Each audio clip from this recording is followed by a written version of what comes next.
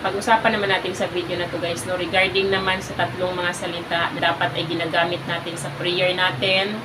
Kung gusto natin na magkaroon ng power ang prayer natin, kung gusto natin na kapag narinig tayo ng mga demons, i-abandon nila yung assignment nila sa atin. Dapat matutunan natin itong tatlong salita na ito na nagki-carry ng power, no?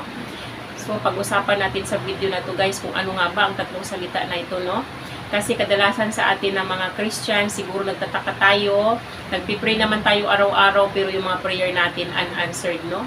Siguro iniisip natin, pinapabayaan tayo ng Diyos or inabandona tayo ng Diyos, ganun ang iniisip natin. Kasi nga, ang mga prayer natin unanswered.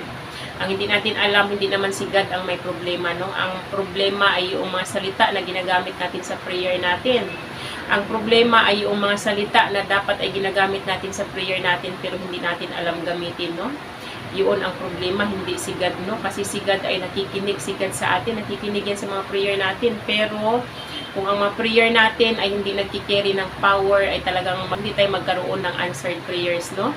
Kasi ang pagdadasal ay hindi lang yan simpleng pakikipag-usap sa Diyos. Kung hindi, ang pagdarasal ay isang spiritual warfare yan. Kaya nga, kapag nagdadasal ka, may nagbablock sa prayers mo, no? May mga witches na naka-assign sa mga believers na nagpipray para i-block ang prayers natin, no? Kasi ang powerful na prayer ng Christian, nakapagpabago sa mga pangyayari sa buhay ng tao, di ba? Ang powerful na prayer ng Christian, nakakapag-open ng doors, nakakapag-close ng doors, at saka ang powerful na prayer ng Christians ay pwedeng maitali yung mga demons na naka-assign sa iyo, di ba?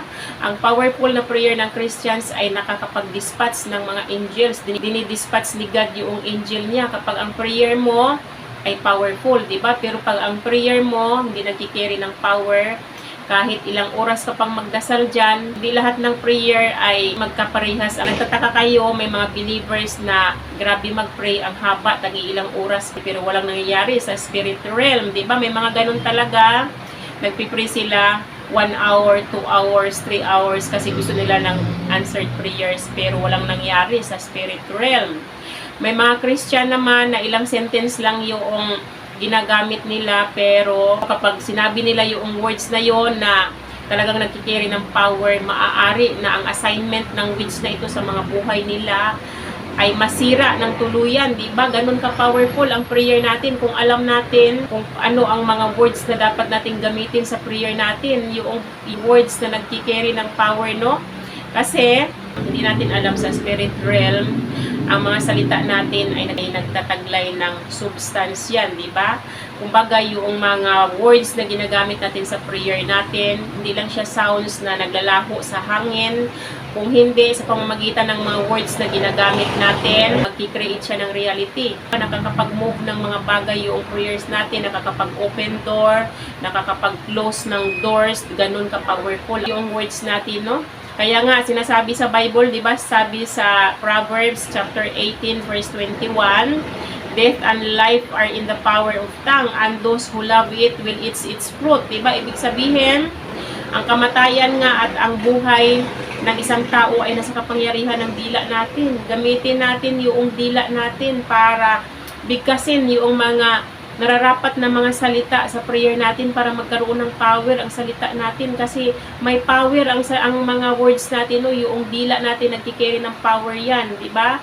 Sa pamamagitan ng mga words na ginagamit natin sa pagsasalita natin ay pwedeng makapagbigay ng blessing sa isang tao, pwede rin nakakamatay sa buhay ng isang tao yung words na binabanggit natin, no? Kaya nga, napaka-powerful ng words, dapat ay gamitin natin. Mahalaga yung mga salita na ginagamit natin, lalo na sa prayer, no?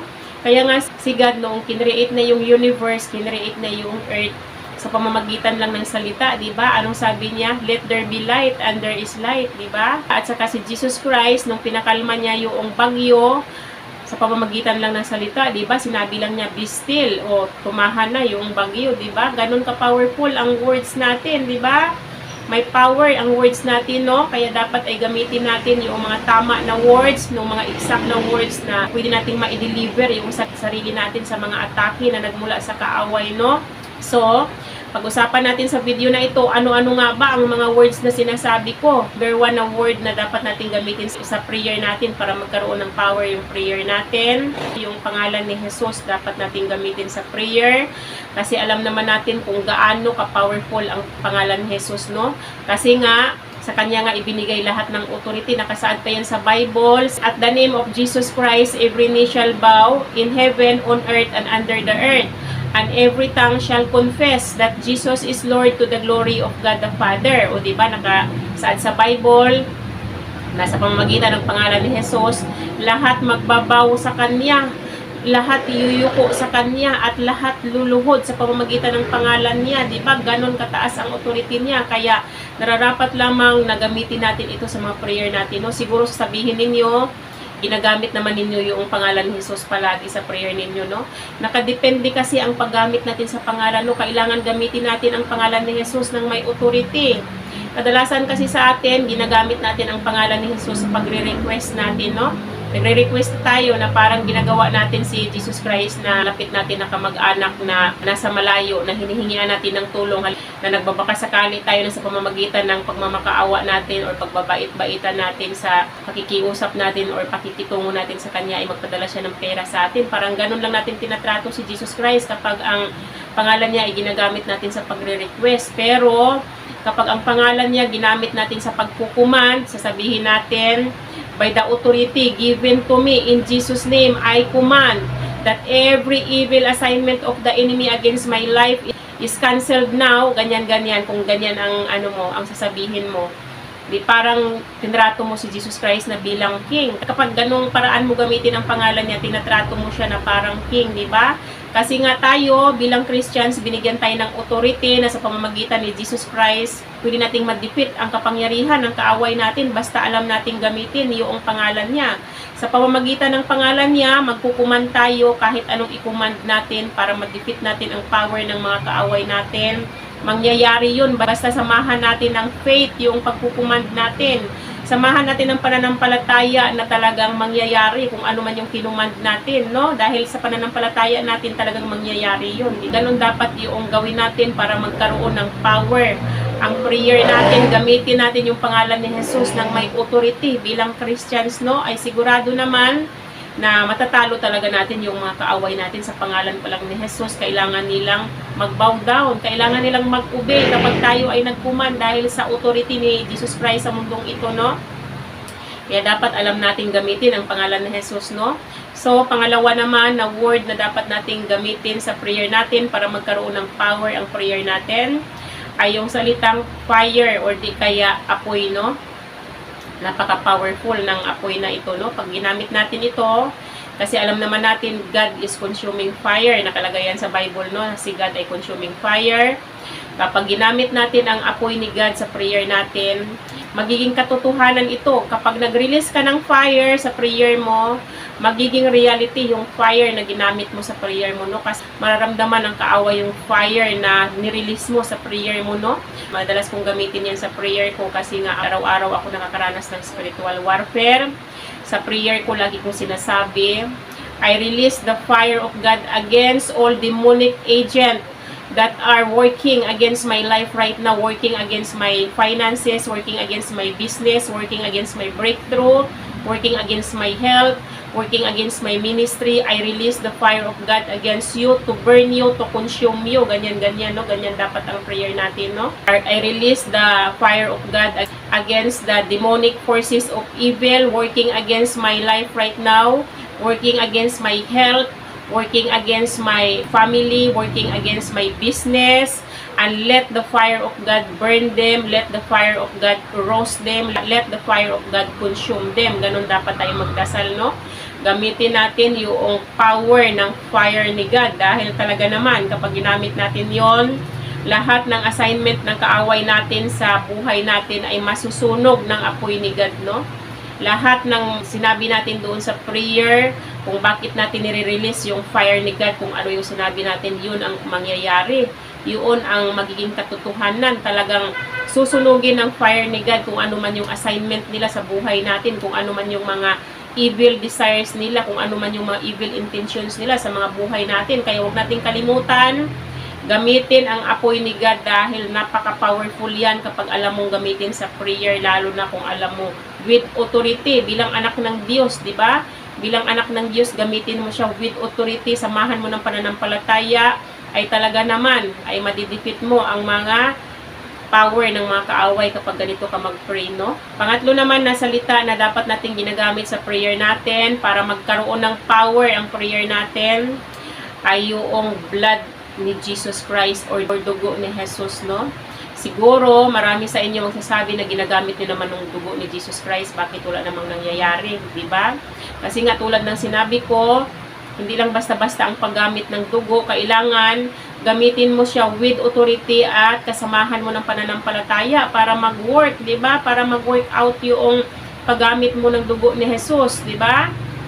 Kasi, alam naman natin na ang dugo ni Jesus ay napaka-powerful talaga. Kasi nga sa pamamagitan ng dugo niya, natubos ang lahat ng kasalanan ng mga tao sa mundong ito. Nabayaran ang mga kasalanan natin. Kaya talagang napaka-powerful ng dugo ni Jesus. Sa pamamagitan ng dugo niya, na-defeat niya ang kasalanan, di ba? Dahil sa dugo niya. Kaya talagang may taglay na power ang dugo ni Jesus. Kaya kailangan alam nating gamitin ang dugo ni Jesus sa mga prayer natin, no? Kasi ako talaga, hindi ko talaga pinakalimutan yung dugo ni Jesus. Dahil sa dugo ni Jesus hanggang ngayon nakaka-survive ako. Kasi ako nga, nakakaranas ng spiritual warfare. Napaka-useful sa akin ang dugo ni Jesus, no? Sinasabi ko sa prayer ko, halimbawa, nagpipray ako, sinasabi ko, I cover myself with the blood of Jesus. I cover my life with the blood of Jesus. I cover my entire body with the blood of Jesus. I cover my health with the blood of Jesus. I cover my finances with the blood of Jesus. I cover my destiny with the blood of Jesus. I cover my breakthrough and my blessings with the blood of Jesus. O minsan pag ginagamit ko siya sa bawat bahagi ng katawan ko, halimbawa pag nagpipray ako, I cover my mind with the blood of Jesus and I declare that I have a sound mind. I have a mind that is like Christ's mind. Ganyan ako, no? Tapos halimbawa, I cover my eyes with the blood of Jesus and I declare that I have a clear vision. I have an eyes that can see what is done in secret. I have an eyes like Christ's eyes. Ganon. Tapos, halimbawa naman, sasabihin ko, I cover my ears with the blood of Jesus and I declare I can hear whatever God wants me to hear. Ganyan. Tapos, halimbawa, sa kamay naman, I cover my hands with the blood of Jesus and I declare that the work of my hands are blessed. My hands are productive and my hands are creative. Ganyan-ganyan dapat tayo, no? Halimbawa naman, I cover my organs with the blood of Jesus. I declare that my organs are healthy.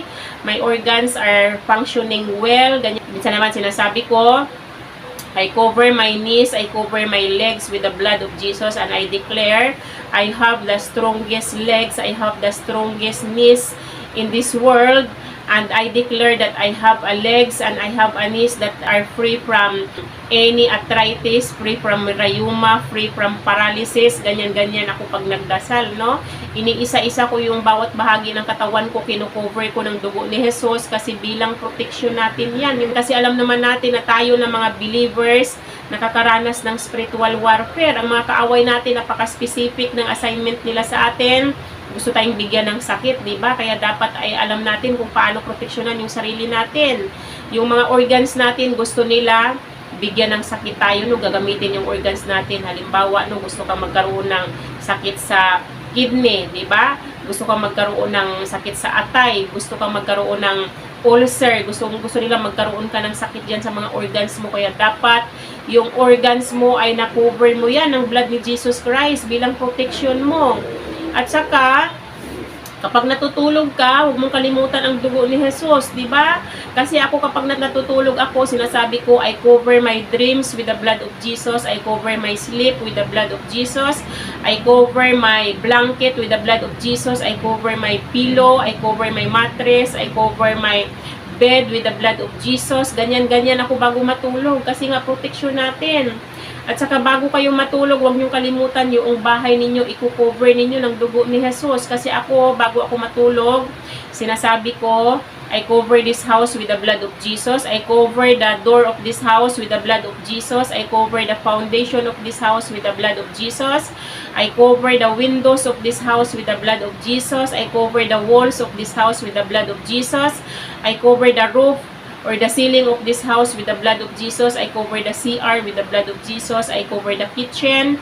I cover the dining area. I cover the sink. I cover the bedroom. I cover the hallway. I cover the gate. I cover, kung may garage kayo, sabihin nyo, I cover the garage of this house with the blood of Jesus. Kailangan ninyong i-cover yan. Kasi kapag ginawa ninyo yan, protektado yung bahay nyo. Natutulog man kayo, ay protected ang bahay ninyo. Kasi alam naman natin na ang mga kaaway natin sa gabi sumasalakay, di ba? Alas 12 hanggang alas 3 sumasalakay sila, no? Pumapasok sila sa bahay natin. Alam naman natin na ang mga kaaway natin nakakapenetrate, tumatagos sa pader. Hindi na nila kailangang dumaan sa pintuan, tumatagos lang sa pader yan, lalo na kung sila ay may legal right na pasukin yung bahay mo dahil under sin ka. Marami ka pang hindi na i-confess na kasalanan, ay talagang malaya silang makakapasok sa bahay mo kapag may legal ground sila dyan sa bahay mo dahil ikaw under sin ka. Kaya kailangan proteksyonan mo yung bahay mo. Kasi yung dugo ni Jesus na yon, kapag ano mo yan, ginamit mo yan, kinover mo yung bahay mo, magki-create ng barrier yan, di ba? Halimbawa, dumating yung mga kaaway mo, hindi sila makaka-penetrate doon sa walls mo, hindi sila makakatagos doon sa pader mo, kasi yung dugo ni Jesus magki-create ng barrier. Maaring pagdating nila, ay makikita nila yung bahay mo na paligiran ng apoy ni God. Or makikita nila yung angels na nakabantay sa labas ng bahay mo. Hindi sila makakasalakay, hindi sila makaka-atake sa'yo kasi protected ka noong blood ni Jesus Christ na kinover mo sa buong bahay mo bago ka natulog. Kaya dapat ay huwag nating kalimutan ang dugo ni Jesus, no? Huwag nating kalimutan yung tatlong salita na binanggit ko, kailangan natin gamitin sa mga prayer natin para magkaroon ng power ang prayer natin.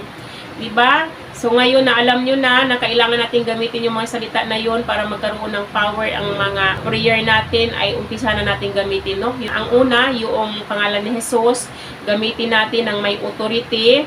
Pangalawa, yung fire ni God or apoy ni God, gamitin natin sa prayer natin para maging katotohanan, para makonsume or masunog lahat ng assignment ng mga kaaway natin sa mga buhay natin, no?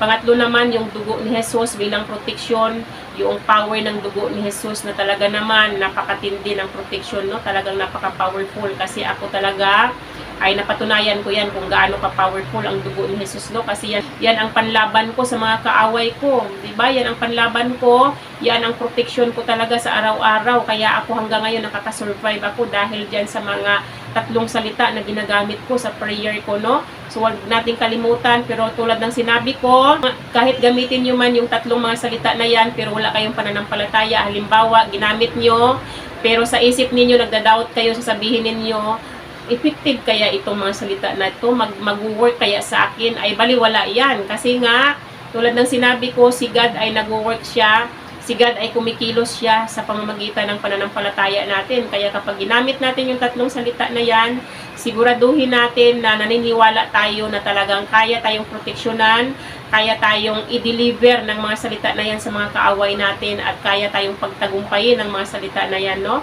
Kaya dapat ay samahan natin ang pananampalataya, yung pagdideclare at pagsasabi natin ng mga tatlong words na sinabi ko sa inyo, no? So, yun lang naman yung aking ma-share sa inyo sa araw na to, guys. Sana may natutunan kayo sa akin. Hanggang dito na lang yung aking video. Bye-bye and God bless you all. Bye-bye everyone!